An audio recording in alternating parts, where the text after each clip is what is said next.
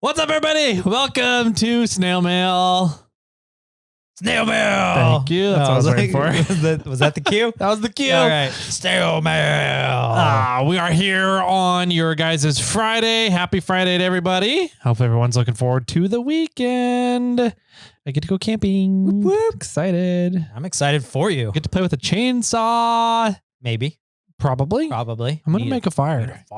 You can't go camping without fires. Yeah, some people say that. It's not camping unless you have a fire. Okay. What is it considered if you're out in the middle of nowhere with a vehicle sleeping on the ground with no fire? Pretending to be homeless. Homeless will have the fire. That's true. God, these freaking homeless people will set up behind the warehouse and the canal. They literally had like 13, I think we counted 12 or 13 different fire spots burned into the grass on the canal. And I was like, why not just make one fire pit that you guys had, right? Like why have 13 different fire pits in a 20 square foot area? Because the more fires you have, the warmer the area is. That's fair. You got me, Jimmy. Good job. Yeah. Yep. You guys are assuming that they had one fire a night in all these locations. I think they had all those fires going at one time. That's very possible. Oh man. Anyways, we got snail mail. We got some voicemails here for you guys. I'm excited. Mm-hmm. What are we up to? Do I want to know? I don't think you want to know. We're over 20? Oh yeah. Are we over 30? No, not quite. Okay, good. Somewhere in that range. We're between 20 and 30. We're going to just have like a solid week of snail mails. We got to have another Christmas holiday so we can spend 3 hours getting caught up on snail mail. All right. First one. All right. Is our good buddy Clint Cunliffe. Clint. Mr. SoCal. I wonder if it's really Clinton. Clinton. Well, now it is now. Yeah. Now it is. It is now. It is now. Yep. Clinton Cunliffe. Here we go. Something about Rubicon Trail. All right. Bring it on. Hey boys, Clint here. Just had to call and tell you hi, Clinton. A huge thank you for having Ken Hauer on. Obviously a big fan of the Rubicon and all things that are helping protect the Rubicon. And I know you guys play a very active role in that on a regular basis. But other than the history episodes of the Rubicon, this is probably some of the best content you've produced on the trail, and just wanted to say thank you for helping all of us stay informed, helping us all to be better advocates for something that we love. And it was great to hear all the things that Ken has done, all the behind the scenes, which was crazy to know that there's folks out there that are helping defend us, and makes me anxious to get out my checkbook and keep supporting the RTF. Thanks again. I'm driving, so my voice is horrible right now, but have a great day. Thanks, guys. Thanks for all you do. Thanks, Clinton. Thanks, Clinton. No, it is pretty crazy. Like the amount of stuff that goes on behind the scenes that you never know about as a general user of the Rubicon Trail. Yeah, there's a ton. So it was really cool to have Ken on to talk about a couple of those situations. Yeah. And there was a lot of stuff that happened during his term. A lot. Terms, yeah. Which was pretty bizarre and kind of crazy as well. So it was a big joy to have him in studio. Mm-hmm. Doing a recording like that's always more fun in person. Mm-hmm. And the wealth of knowledge that guy has is unreal. So it was definitely a fun episode for us, and we're happy to hear that it was a fun episode for you guys out there. Yeah. If you guys have not listened to the episode yet, which one was it, Jimmy? 564. Perfect. 574. I don't think that's what it is. But it was recently between 550 and 600, somewhere in that range. Yeah. I'll look it up. All right. We're going to put Brian on it real quick. Yeah, it was a really cool episode. Always excited to have Ken or anybody that has a lot of knowledge about what goes on the Rubicon on the show here. I think it's important to make sure people are aware, as Ken would put it, at least put yourself bare minimum into the bucket of, you know, what's going on. You're aware, right? Don't be the person that says, what the fuck just happened? So be aware of it. And anytime we can get people on like that to talk about trails or the Rubicon or other trails around, like possibly Fordyce or doozy Ursham. Mm-hmm. Definitely. Anytime we could talk about those, we're going to take the opportunity to get those people on and inform you guys. So Ken was on for $579. that's what you said. Yeah, spot on. And then the reroute was $580. Perfect. Yep. Which we talked to Ken also in that episode. Yep. Cool. Thanks for calling in, Clinton. We'll talk to you soon, buddy. Reid Bendix. Reid Bendix, our stripper. The stripper extraordinaire. Has two. Two back to back? Is it back? Yep, back to back. All right. So let's see what he's got. Hey guys, it's Reid, your favorite stripper. Couple random thoughts with Toyota Dawn and kind of garage workshop kind of stuff. Benches. There's a little bit of ergonomics behind like how tall you should have your workbench, depending on what type of work it is, because everyone's different. I'm 6'5" in the morning, and so I need a taller bench. And it's basically kind of like sitting at a desk, the rule of 90 degrees, where whether you're sitting or standing, if you're doing fine, delicate work, like putting together electrical, components, whatever, you would want the table at your elbow height. If you're doing a transmission rebuild or some type of work that you're going to be like moving heavy stuff around, swinging a hammer, you would want it at your wrist height. That way it helps out with your back and all that fun stuff. And then with Rover, Yoda, Dawn, my old Boston Inchworm, not Jim, but Matt Stoffergan, he has a Series 1 Rover, all aluminum, but it's the best type of Rover because from the engine to the axles are all Toyota, 22RE, dual cases, all that jazz. So there is a blend of both worlds, I guess. Not that there's that much on the Rover side of things. Anyways, yeah. I don't know. I have questions. let me think. Why are you 6'5" in the morning and not the rest of the day? Yeah. Gravity's a bitch. Gravity sucks. You should know, tall man. Yeah. Yeah. My other question was, so if we're supposed to have, say if we're doing electrical or anything that kind of is, the desk needs to be at our elbows or we're standing up, right? Okay. So that means my desk could be at 4.5 feet in height, 4 feet. I don't know, whatever that is. So would that make yours, 13 inches tall? Something like that. Okay. Yeah.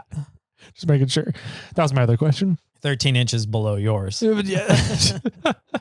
So, or something like that. Yeah. Well, it sounds like it depends on if you're going to make countertops and benches and things around the shop, you really should cater them to you as the individual. So if you're doing a workbench, it probably should, depending on what type of work you're doing, you should be somewhere around your hip height, which seems a little low to me. That seems low to me as well. Yeah.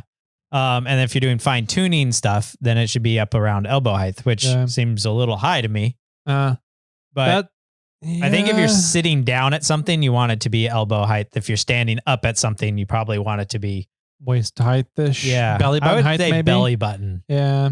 But because now it makes me want to go back to my shop and stand next to my counters and be like, how does this fit? Yeah. Because last week on Friday, when I was doing some work on Samantha, we had jack stands on the short rolling table, the table I built that's 4 inches short. Mm-hmm. And the jack stands lifted things higher. And it was kind of nice that it was up a little higher. But if I would have put the jack stands on the table that was supposed to be the right size, it would have been almost too tall. Yeah. So it was kind of a blessing that this table was a little bit shorter. So maybe there's something to having some mixture to some of the heights. But I also like the idea of making all the counters the same height. So I like that option. Yeah. If maybe you have a table that you can have adjustable heights on or something. Who knows? Get those stand up and sit down desks and make an entire shop out of them. Yeah. I was picturing more of like a sleeve that you can put like a pin through. Oh, but I like the electric style idea better. Yeah. And then Rover Yoda Dawn, call in and let us know when you're swapping your stuff over to 22RE and Toyota axles. Yeah.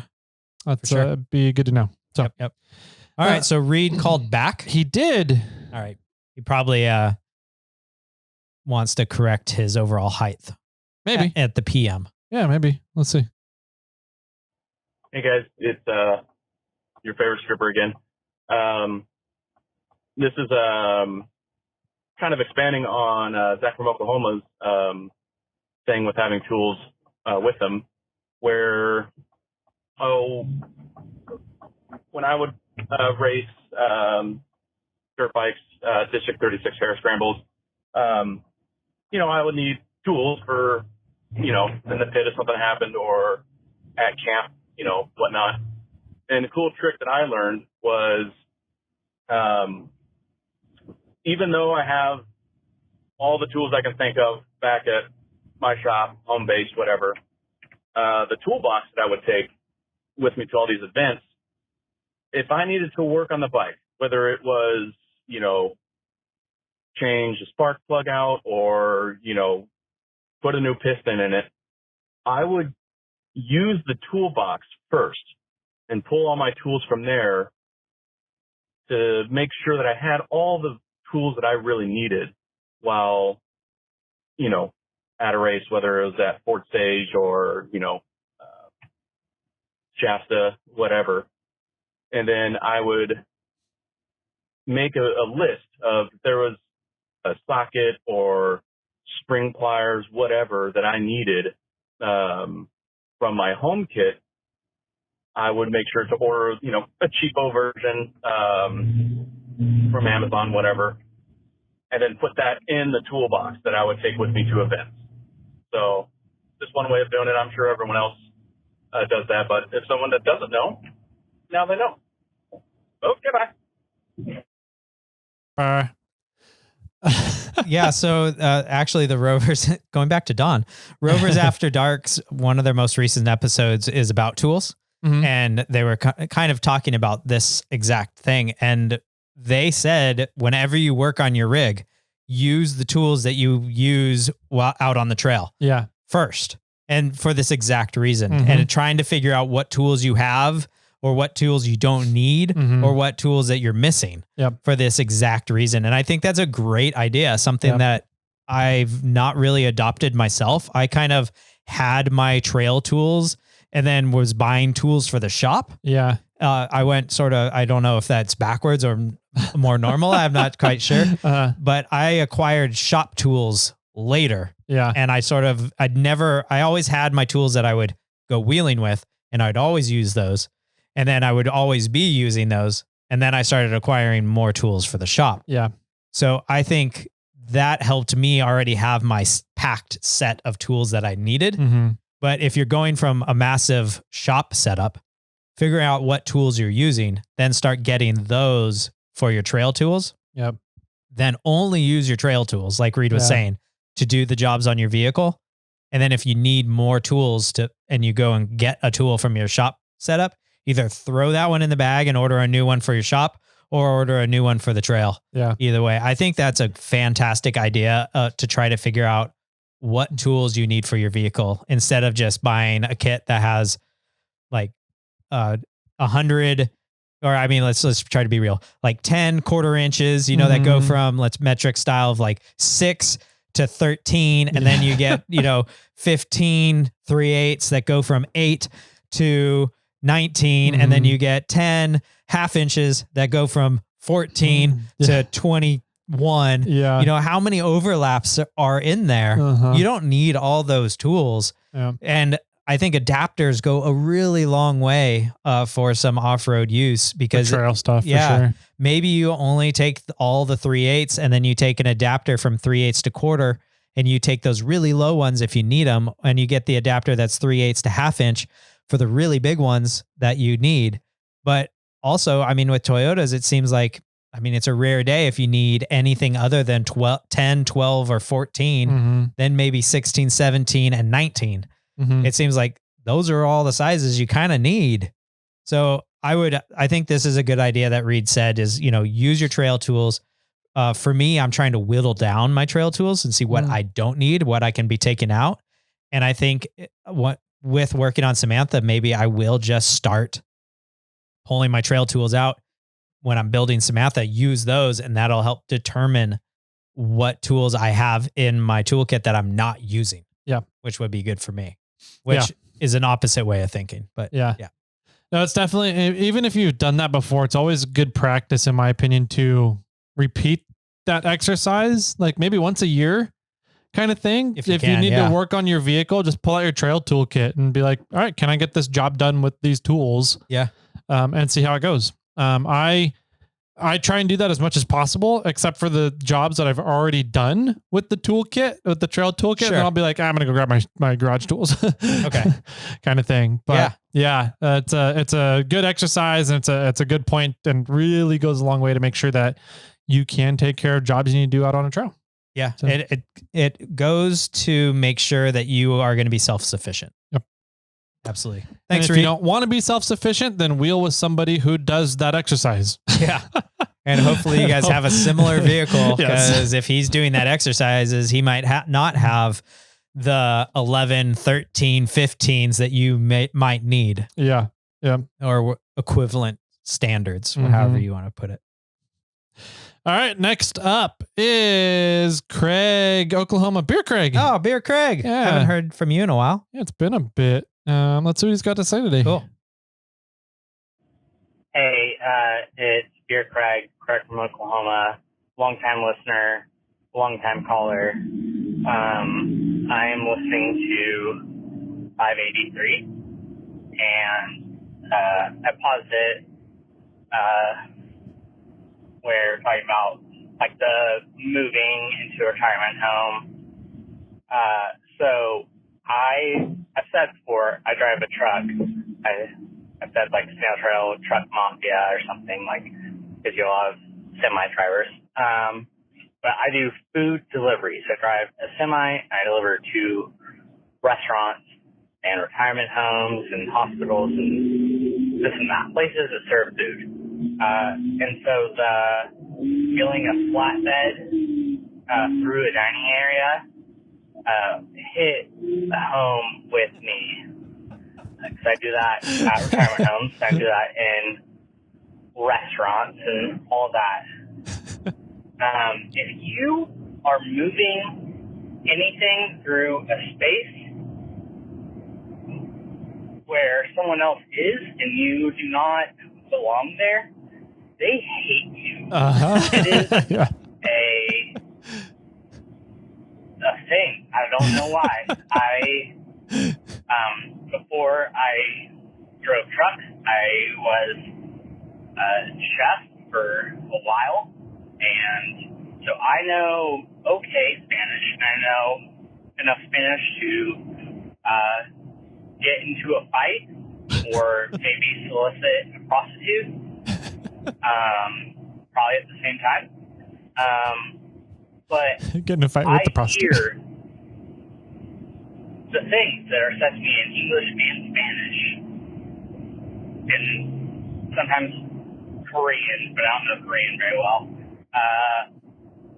And if you are invading their space, so maybe I need to start bringing a baby with me on all my deliveries, so that people can stop shooting me side eyes and calling me mean names. That's it. Can't wait to hear this in a month. It is March 6th, so we'll see. Maybe it'll be March 20th when we hear this. 21st? Friday. I don't know. Sorry. Way longer than I thought it was going to go. I don't know how to end it. Keep crawling. Oh my God. Bye. Oh my God. Well, so my understanding is Tyler rents Reid out for this exact situation. Absolutely. So if you need to rent a baby, hit Tyler up 916-345-4744. I don't know what the going rate is these days, and I don't think I'm at liberty to say.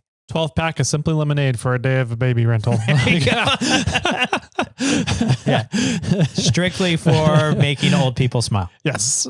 Yeah. You go with to any retirement home with a baby and you are like a celebrity. So yeah. He's walking around, right? And he loves pushing chairs around. Okay.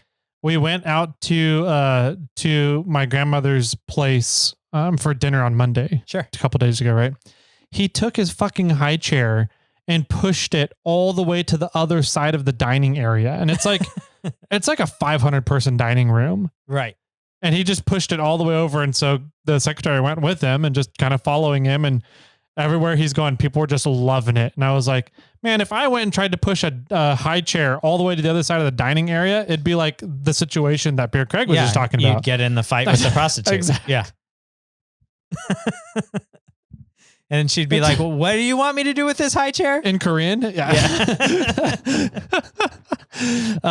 So yeah, it was just funny that he gets to get away with it because he's a cute little baby. Yep. Yeah. That's true. Yeah.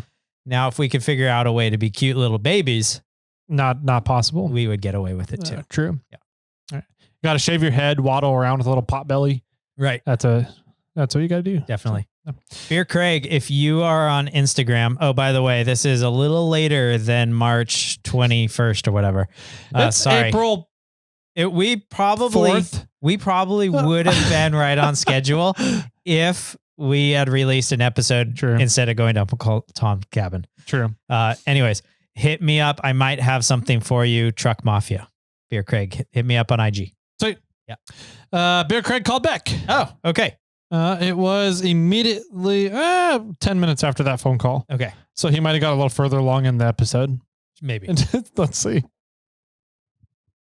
Hey, it's Beer Craig again. I just wanted to add, so SMOR is Southern Missouri Offroad Ranch. It's in Southern Missouri, right outside of Arkansas. I haven't been there, but it's pretty close to where I do most of my wheeling.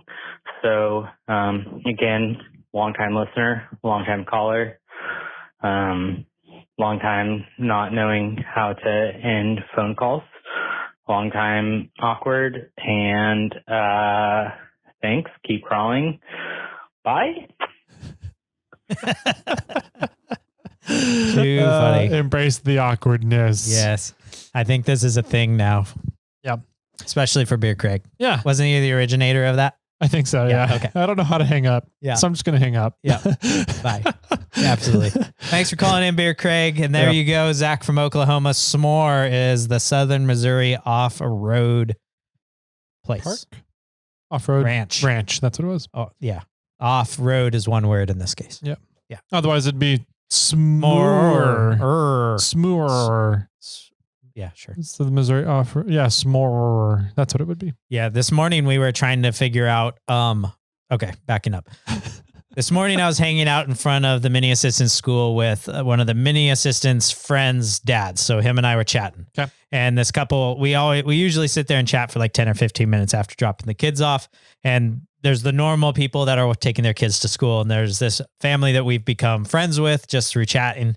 And one of their kids was walking with a waffle to school this morning, eating the waffle on their way to school. Mm-hmm. And I was like, waffles today? Kind of almost, for some reason, I always comment on the food that this young lady is eating. Okay. Is it from English muffins to toast and now waffles? And she's like, no, it's a croissant.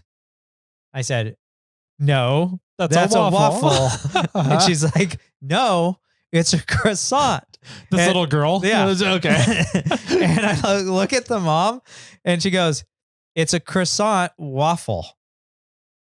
Okay. I'm like, what? And she's like, they're croissants from Costco. Now you can buy these croissants that are crushed and waffled. Interesting. Yeah. And I'm like, is it any good? And she's like, They're so good.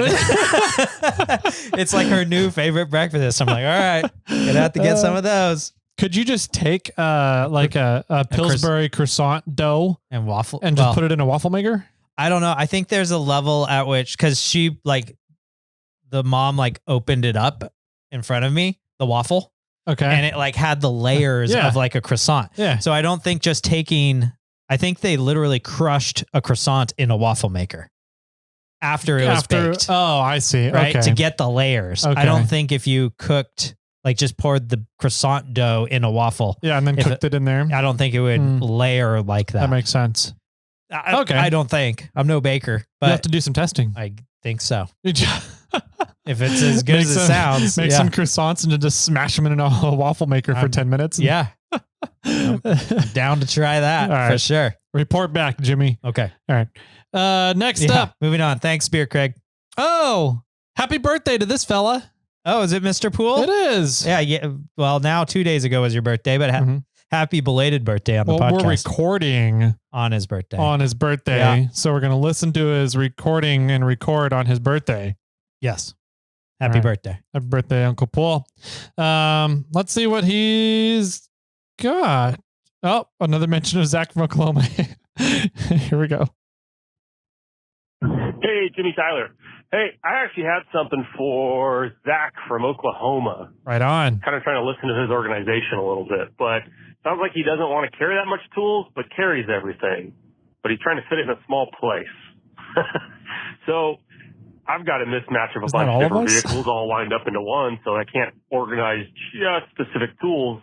But a really good habit and a really good thing to do if you're trying to minimize the tools that you want to carry or whoever wants to carry, as you work. Oh no! On cardboard window. Every time you work on that vehicle, you have what tools you used. And then once you compile that list over time, you just slowly accumulate those tools so they're not going to be out, spots in your tools. But you accumulate all those tools, every tool you need specifically for your vehicle, and the tools that you don't carry. Makes everything a lot lighter, but obviously there's things like punches and pots, all they're going to want to carry as well. But the thing that I get on Riverside, threads and all kinds of random stuff. But Zach from Oklahoma. Sounds like that's what you're trying to do is lighten the load, but at the same time you're carrying more than you need to. So if you're trying to carry just what you need for your vehicle, compile that list, then you can lighten up everything. Anyway, good tip, I guess. All right, you guys have a good one. That's really funny. So the intro. Oh. Probably didn't mention who that was. It's Kevin or Uncle Kevin, whatever.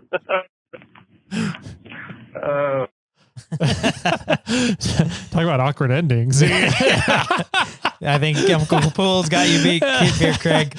Man. No, it's funny. The intro and the outro to Uncle Poole's message was perfect. Yeah. Everything in the middle. He must have been going down into a valley or a dip wherever he's at.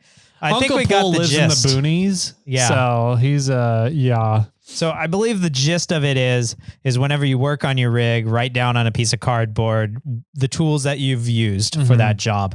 And then after you do that a bunch of times, now you have a list of a lot of tools that you've used on your rig. And now those are the tools that you're going to be carrying with you. So that is another good idea. Instead of, only using some tools and carrying those tools and trying to figure it out that way, use the tools in your shop. Then you have a list. If you only have one set of tools and you're either leaving them in the shop or taking them with you, and most of the time they live in the shop or your garage, then when you go out on a road trip, you want to take a limited amount of tools. Having a list would be a good way to do that, because then you're like, oh, I need all these sockets, all these wrenches, these certain pliers, these snap ring pliers, a drill hammer, a pry bar, whatever it is. You have a list that makes up all the tools that you want, and then you can just pull those out and go on your trip. And then when you get home, you unload your tools back into your tool bin and in the garage, and you're ready to rock for any more work that needs to be done in the garage. So, not a bad idea. Yep. I like it. That's the whitewater rafting version of it. Where, before every trip, we had to go through the checklist of stuff that's going on that trip. And everybody who, if you loaded it into the trip, you had to say whether it was done or not. So Yeah, that's fun. For Good sure. ideas. That is a good idea. Cool. Next time, maybe stay in one location when you call in. And happy birthday. Happy birthday, buddy. Should we do? Yeah, let's do another one. Another one? All right. One more. This one, Richard from Atlanta. Richard from Atlanta. Welcome back. Here we go. Hey, Jimmy and Tyler. It's Richard here from Southeast Atlanta. Been a few minutes since I called in. Really enjoyed catching up on all the episodes. We went on a family vacation, gone for 6-7 days on a cruise and all the things. So you had 4 or 5 episodes to catch up on just between traveling and work and everything. So that was kind of totally awesome. Hey, just wanted to I guess it was the last episode was 583 or something about some video coming back to haunt one of y'all that I listened to. So I'm all caught up on this side, but just wanted to add some comments to a previous episode. I think you guys hit on like what was the breakthrough alcohol. Haven't heard this one yet. For me, nobody can judge me right for this, but Zima was like a Jolly Rancher or something tossed down in that thing. Old malt, whatever that stuff was. I didn't drink it too long. I'll tell you that. It was bad. So there's that. And then in shop talk, I think that was all great about you guys talking about space and everything. But one of the words I didn't hear, seemed to be kind of struggling with was, storage and keeping things off the floor. It was just the word footprint, kind of keep the footprint of, things that are on the floor, either mobile or, off the floor, like you're saying, jack stands, things like that. Any presses, tables, stuff like that could be put on wheels. But yeah, anything that's kind of stagnantly set, has a footprint, which, ultimately eats up at your square footage, at least as far as the floor goes. Kind of had to teach myself that along the way. I've got like a small boat entrance to our basement area, and my shop space is like 15 deep, I guess, from that door, but like 38 long. So I'm blessed that you can have that amount of room to work with. I can fit a car in there, but it's just kind of difficult. I gotta put it on rollers and kind of make a 90-degree turn. Can't really drive something in there, but have all the shop space I guess I need at the moment.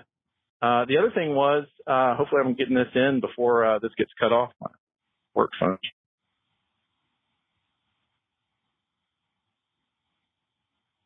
Was he getting a call? I don't know. We've been wheeling. Had to order up some parts, man. That stupid O-ring started leaking on this thing. I keep it pristine, but you guys have any problems with those Toyotas with stuff like that? Parts that just wear out every 70,000 miles or something. I mean, they're all always, breaking CV shafts and those kind of things. And I'm just rambling on at this point, but just interested to hear if there's any like pain in the ass parts that, plague those things, or are they just like perfect or something? Anyhow, y'all keep it up. Thanks for all the episodes. Keep crawling. What was the drink he said? Zima. Zima? I've never heard of those. Oh, you never heard of a Zima? Huh. Oh, yeah. It was, it's sort of like a Smirnoff Ice. Sort of. Got it. Yeah, it was like the precursor to Smirnoff Ice. Okay. And they were not very good. It was like a clear malt beverage. Okay. Yeah. And then we would throw Jolly Ranchers, the little square Jolly Ranchers in them to give them like a watermelon flavored Zima or whatever. Yeah. I didn't drink much of those. Okay. They were around. I think Richard and I must be fairly similar in age. They were definitely around when I was starting to drink, but I never really got into them. I never got interested in them for some reason. Yeah. But throwing a Jolly Rancher in them, definitely brings back some memories. That was something that was done for sure. Nice. Yeah. And that's funny to hear. That was your gateway, alcohol. Yeah. That was definitely, I'm sure, a lot of people's as well. Yeah. Let's see. So then he went on to talk about, the footprint. Yep. Of the shop. Mm-hmm, Yeah. And that makes sense, trying to keep that footprint clear. Mm-hmm. I know that Samantha's been in my shop, on jack stands for a while, and because it's stationary, I would put stuff close to it because Samantha wasn't moving and I didn't know exactly where to store this thing. So I just put it near underneath Samantha or near Samantha because it was out of the way, because Samantha's not going anywhere and I wasn't working on it, but, it did mess up the footprint of the shop because now you just are getting this stuff collected on the floor of the shop, and you really needed to keep that area clean. And I'm going to just go back and say, like, things need to have a place. Yeah. Like if they don't have a place, then it's just going to be clutter. It becomes the floor is the place. That's what it turns into. And it shouldn't be. Everything needs a place. And if you don't have a place for something, you need to figure out where or what that place is going to be. Yeah. What about his last question there? Toyota's what we didn't catch what part. Yeah, we lost he was what having part. issues on. Yeah, ran out. Lost your call there for a second. But I think the gist of it is there any parts on our vehicles that seem to give us issues that are like a high maintenance part that we end up having to replace quite often? Yeah, I'm just gonna, it's a Toyota, so no. My original answer was kind of no, not really. Well, I got one. I got a serious one. I have a serious one too, but in essence, Toyota they're renowned for I don't want to say over engineering, but overrating. Sure. Overrating their gear so that, like the rear Tundra axles, they're only rated for, what was it, 2,200 pounds? Yeah. 2,300 pounds, something like that. But like, they're fucking huge. They can handle so much more than that. It's underrated. The towing capacity of the Tundras is way underrated what they're actually capable of. And so they've just kind of always done that. They've always underrated stuff. Right. And that just makes it so people don't overuse them, I guess. And it typically lasts a longer. If you do overuse it, it's built to take that abuse in a way. Yeah. Because they underrated how the quality of it. It's like saying if this axle can take up to, it's more or less the braking strength of recovery gear, right? Yeah. We can talk about when it will break or what its working load is. And that's sort of where Toyota is on that. It's like they're giving us the Tundra rear axle's working load limit is 2,200 or whatever pounds. But will it be able to haul, over a few tons? Yeah, probably can. No problem. Yeah. My nemesis has always been my inner axle seals. That's what I was going to say. The inner axle seal on the Toyota Mini truck axle. Yep. For whatever reason, that seems to be a problem. Yep. And then there's a lot of little problems that do come up if people don't do their maintenance. So the ones that I'm really thinking about are hub stud bolts, or the steering arm bolts on the mini truck axles. But as in like engine components, especially, if you're thinking about a 22RE or the 3.4s, those are pretty bomb-proof engines and the transmissions are pretty good. And yeah, the drivetrain system on Toyotas, if you're looking at the common engines, they're pretty good. Obviously the 3-point slow had head gasket problems, but they have workarounds on that. So, I think a lot of the problems kind of come for me as the mini truck front axle has some kinks in it. And as long as you kind of do some of the maintenance, it's not that big of a deal. Yeah, I agree. That inner axle seal seems to be, if you have an issue with Toyota stuff, that seems to be the issue that everyone has issues with. And I have to say the Diamond axle has an inner axle seal out by the wheels, out by the Burfield, but it also has one on the inside, just out leaving the differential pumpkin area. Yep. So it'll keep fluid only in the differential area, and the rest of the drive shaft will be, or the drive shaft housing area. Axle shaft housing area is going to be dry. Yeah. So I'll have another layer. Like, is there oil inside the housing where the axle shaft is? If there is oil there, then I know that the inner axle seal at the differential is bad. Yeah. So I kind of have this like stage of like warning before it gets to my knuckles when it gets to be soup. Yeah. I'm curious, on your axle seals, are they just a basic seal or are they like the big ones that Spider-Trax does? Unknown at this time. I believe it's just a standard Toyota seal. Okay. I haven't gotten the seals for it yet. You should definitely, when you get down to getting seals, message me. Okay. Because Summit Racing has some awesome seals that are very similar, almost identical to the Spider-Trax seals, but like half the price. Ooh. Okay. And they're great. And that's what I put in my axles. Okay. So Sweet. I think a lot of the Ultra 4 teams are using them too. So, Nice. yeah. All right. Yeah. When I am there, I will definitely let you know. Yep. All right. That does it for Snail Mail today. Yeah. Thank you all these callers. We got maybe a third of the way through. So we're down to 18. 18. So that means another 3 weeks. Yeah. Until we're caught up, unless you call in 916-345-4744 and continue to push us farther and farther back. Would be a lot of fun as well. Yes. I like it a lot. Call us. We love chatting with you guys. That's our favorite segment of the show. So do it. Do it. And have a great weekend. We'll see you guys Monday with a fun conversation with somebody who did something cool recently. And I guess that's it.